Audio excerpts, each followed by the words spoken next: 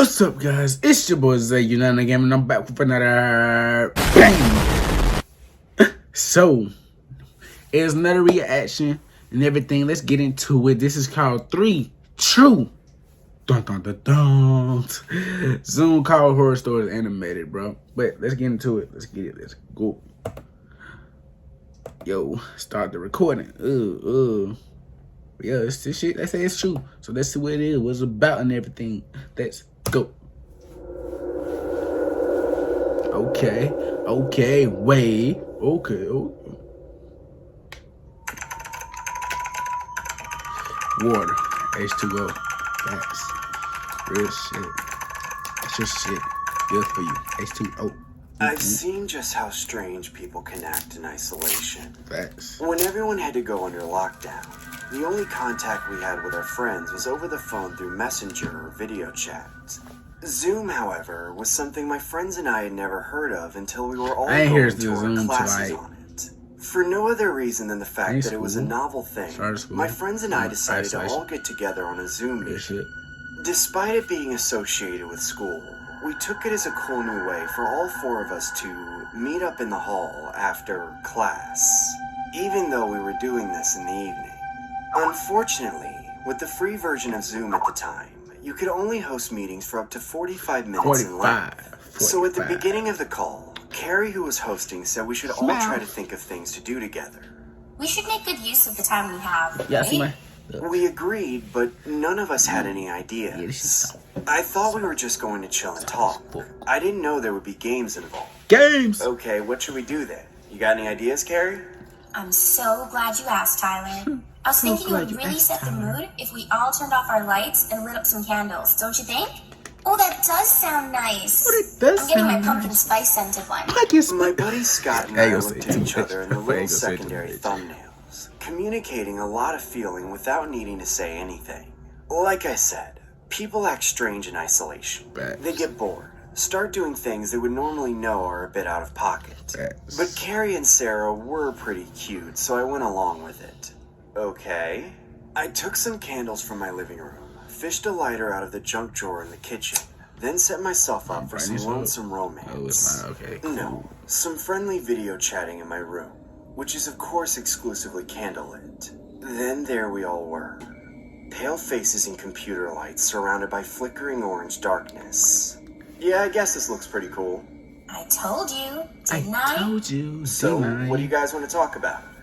Actually, I had another idea I was thinking of asking you guys. It had already taken almost 10 minutes for all 4 of us to find candles, set them up, and light them. Yet we hadn't really said much to each other in all that time. Imagine. Regardless, Carrie had set the mood just as she said she would, so we all seemed willing to let her lead some more. Do you remember the game Bloody Mary? Oh no, y'all playing with y'all. For a moment there was silence. Y'all playing fire. Maybe it was lagging, or maybe Bloody Mary was lame now. You mean that thing from years ago where you go in your bathroom and turn off all the lights, then Yeah, that one. Damn, she answered quick as fuck. I don't know, Carrie. You know, I never actually did it. I'm down. Yeah, Tyler, and you know what?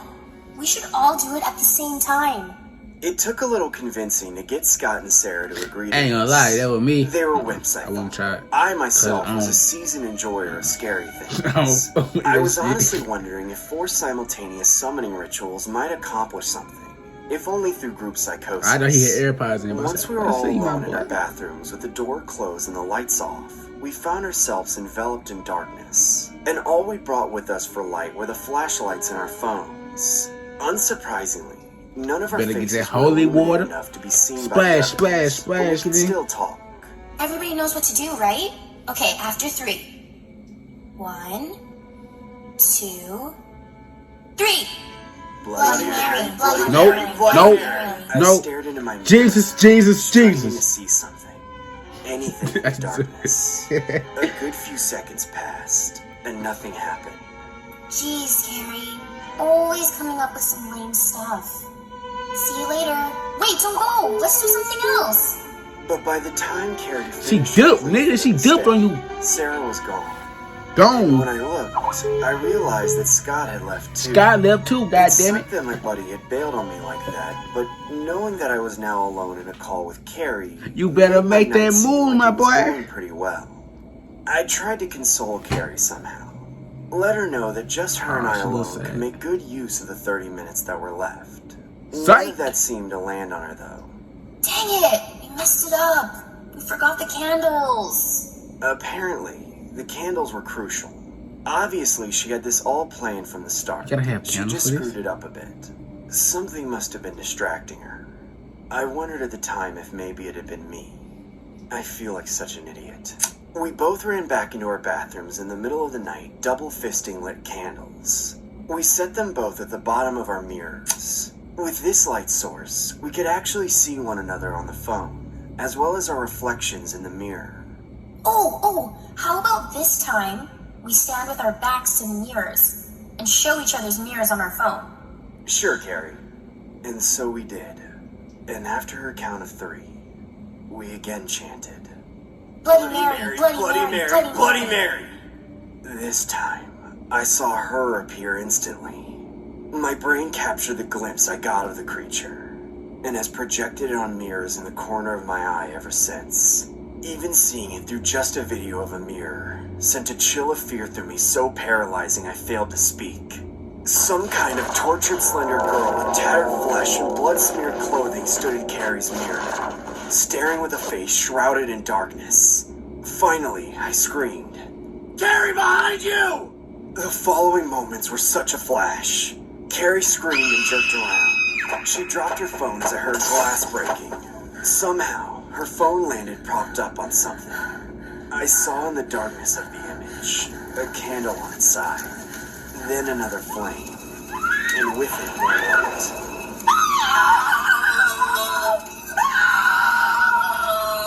Carrie was on fire. The flame grew and crawled up her pajamas in a demonic blaze. But the worst part, something walked in front of Carrie's phone, silhouetted by the raging fire behind it, which was now crumbling to the floor in crackling silence. I saw a flash of Bloody Mary's hideous face. Then the call was cut short.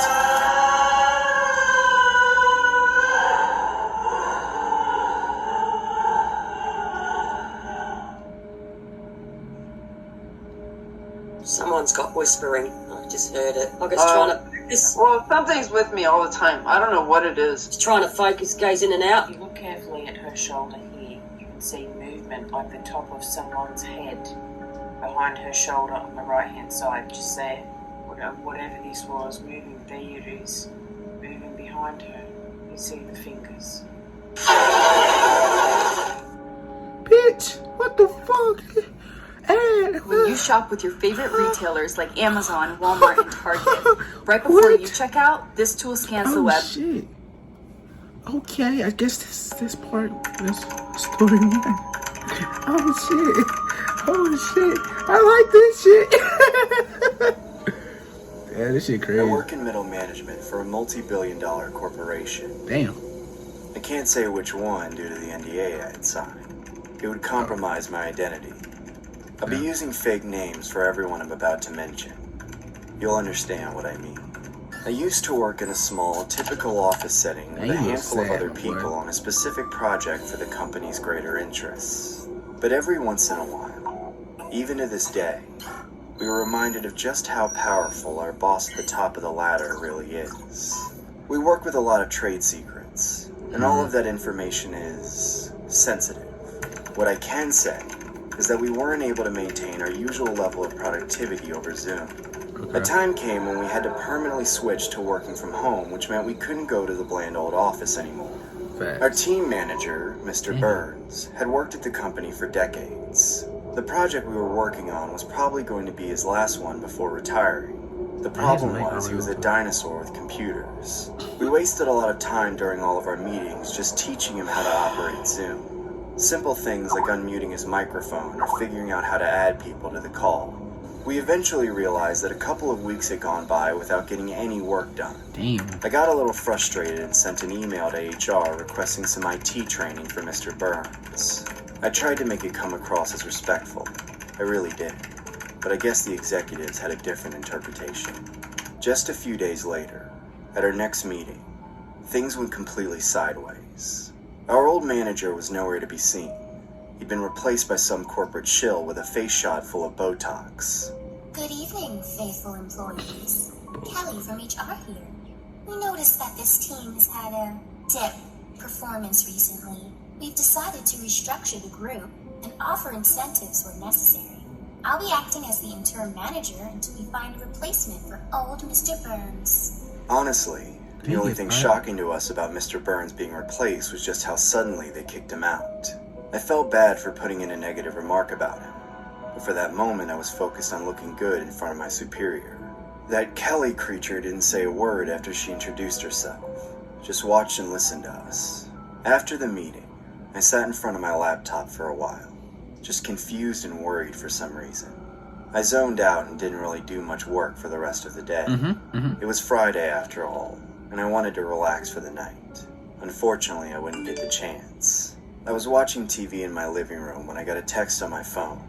It was from the company HR number. It read, "Answer your front door."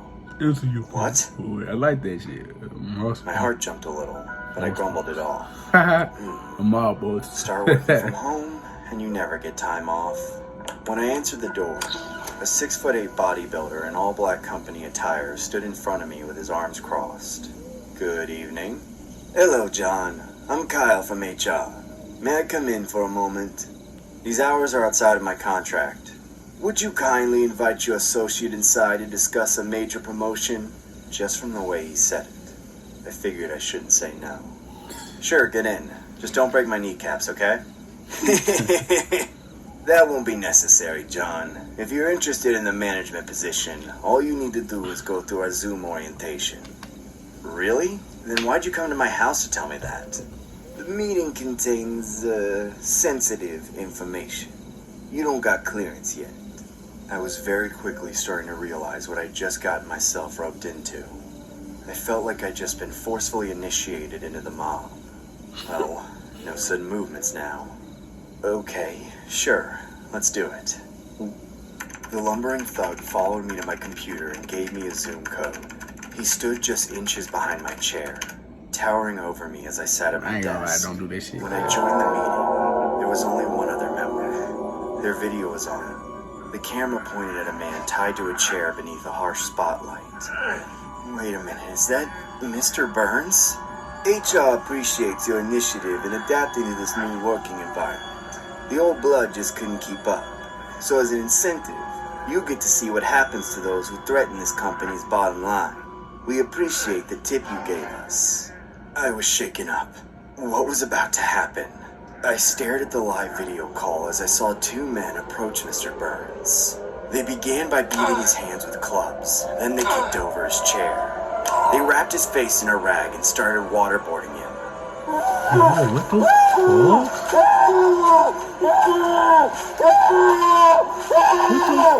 What? What the fuck? What Meet company is this editors. bullshit? I hope world's this most ain't true, advanced bro. website design platform.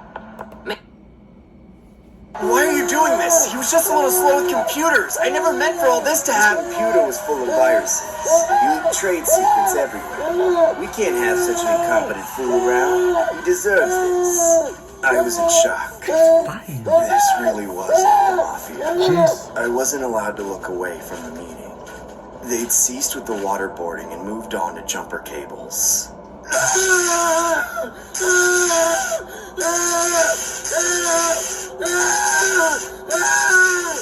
Congratulations on moving higher up in the company, John.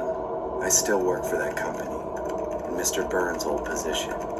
I've seen a few of my coworkers disappear from the company in the last few years. I've thought about quitting many times, but it seems like every time the idea takes hold in my head, I get a visitor from HR. Take this as a warning to support your local small businesses, because even though I'm posting the story anonymously, there's a good chance I won't have enough functional fingers to type out a follow-up. Bro, what the fuck? Yo, what the fuck? When I was a freshman in college, my school had moved all of their classes online. I did all of my lectures on Zoom. Nigga, what? No, what? No, what? They literally... Wow. You can't... Wow.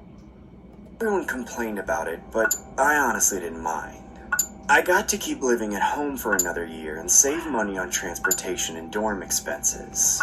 There was only one class in my first semester that gave me any trouble: geography.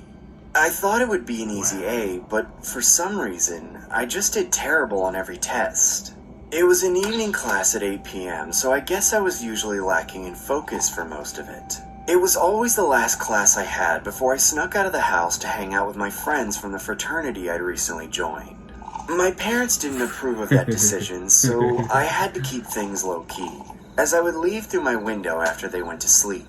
Rolling through the night with my friends made up my whole college experience at that point, but it didn't help my grades. So it seemed like a good thing when the geography professor, Mr. Higgins, offered some extra credit towards the end of the semester. Before we begin today's lecture, I want to let everyone know about something. I know that several of you are having some bad luck with my tests, so I've decided to give everyone a chance at some extra credit before the final. Okay. Just stick around after the lectures and answer some questions correctly, and you'll be rewarded. What the fuck? Because I didn't want to get a bad grade in one of my first college classes, I decided to go for it, even though it meant I'd have to keep studying until 9 or 10 p.m. After the lecture was over, I realized that quite a few other students were taking the opportunity. The problem was, the questions were ridiculous. In what postal code would I reside if I moved to Colorado 50 kilometers due west of Denver? You have 60 seconds to answer. What? How am I supposed to answer that? Blow that shit up. Cheat, my nigga. Cheat. That's okay. Right. I see your 4Ks. I don't give a fuck. It was like he intentionally made it next to impossible to answer correctly and in time. Oh, looks like nobody got that one. See you after the next lecture. Of course, in college, they don't make it easy to get extra credit. But I thought that the harder it was to achieve, the more it would be worth. With that in mind, I kept going to the after-lecture sessions trying for those extra points. Every time, fewer and fewer kids showed up. And every time, Professor Higgins came up with another impossible question. I never got a chance to answer any of them, but I was honestly hoping to get pity points for being the only one who continued to attend the whole time. One night, just before the final, I was the only one left. Damn. Well, Ryan, it looks like it's just you and me for this one. You'll have to excuse my absence from the video. I, don't have access to my webcam at the moment. That's okay, Professor Higgins. It won't stop me from getting extra credit. Yes. You know, Ryan, since you've been so persistent, I think I'll give you an easy one this time. Thank you, Professor. This was my chance. I thought I might just get a good grade in the class after all. What would I find if I went south down Main Street from the university, took a right on Pine Avenue, turned left onto Maple Court, then went down to the cul-de-sac and up to the side of a house with the red door? A chill ran down my spine. I left the Zoom call and immediately closed my laptop. I tried to calm my breathing, but it wasn't working. Those were directions to my house. How could he know that? Why would he ask me that? Just then, all the lights in my house went out, followed by the distinct total silence of a power outage. No blowing of the heater, no distant hum from the fridge. Nothing but absolute quiet. I stood from my desk and started to walk out of my room. I was hoping I could just go flip the circuit breakers in the laundry room and everything would turn back on. But when I got to my bedroom door, I heard a knock from somewhere else. Ryan, you didn't answer my question. I looked back to my window just in time to see him. The answer is the window you forgot to lock. I was in complete shock. It felt like I couldn't move, but I quickly snapped out of it. Mr. Higgins had got the crown of his head through the window.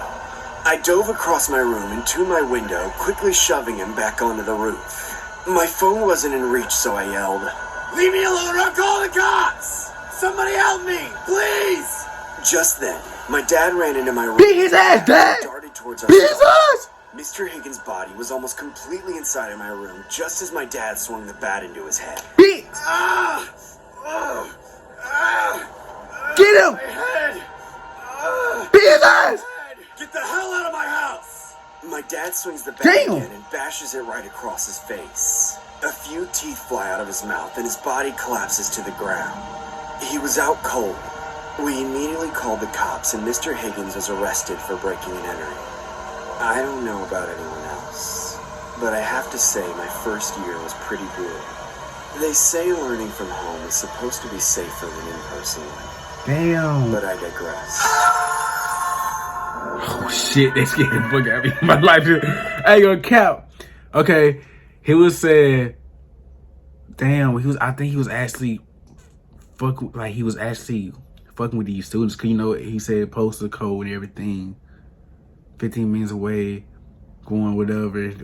Was that actually all these people's houses that he was telling? God damn. That shit crazy. Like, that shit crazy. Damn. Anyways, that's the end of the mother video. I hope y'all enjoyed and everything and stuff like that. But hey, it's Zay. It's 2022. You already know what I'm finna do. Zay out. You did.